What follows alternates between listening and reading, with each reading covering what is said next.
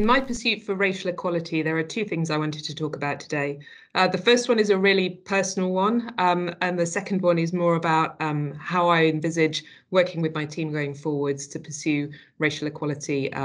within our team and within the broader context of staffing within the NHS. So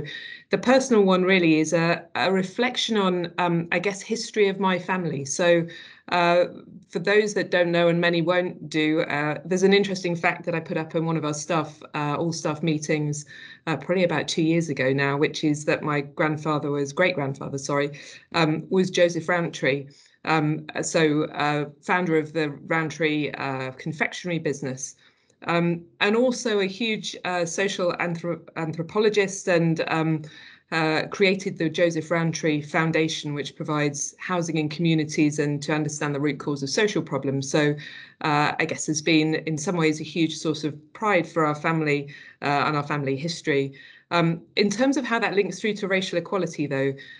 the organisation and the Rowntree Foundation started some research in 2020 to understand a bit more about the historic global supply chains associated with the organisation, and that was given further impetus by the Black Lives Matter movement that really started to come to the fore in 2020. And that was because the organisation itself dates back into the around 1820. And they were started to look at the research around the global supply chains and what that has meant for the company. So they've done emerging research on the links through to the colonial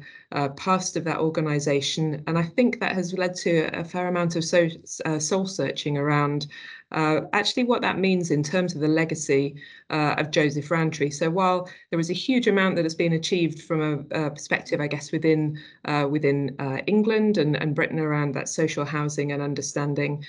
some of the drivers of social problems, there is, I guess, what you would refer to as possibly a darker history to the organisation, that there's now a huge amount of work going on to understand and reflect on, to really understand how that organisation benefited historically in terms of labour and some of the supply chains. So I think on a personal note,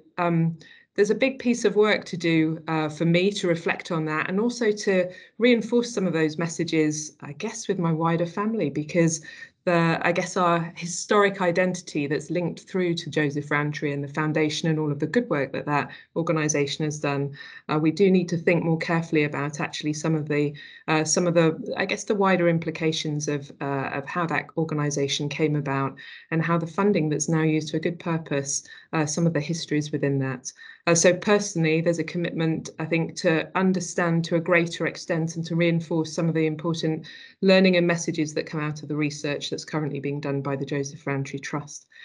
In terms of the team that I work with within the NHS and the P&I directorates, I'm really keen that we use this opportunity of Black History Month to reflect on where we go from here and how we do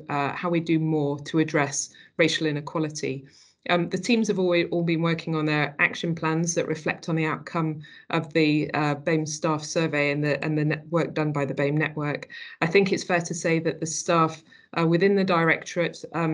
were, I guess, pretty shocked by some of the responses within there, in terms of 76% believing that we've got an EDI issue that clearly needs addressing, and that people have still huge concerns about racial equality for staff within the Southeast region. So there's a real commitment to look at what more we need to do with the team. There are a number of areas to look at in terms of how we create a more diverse workforce, how we develop a more inclusive environment, and the training and development that's required to really support staff to maximise their potential.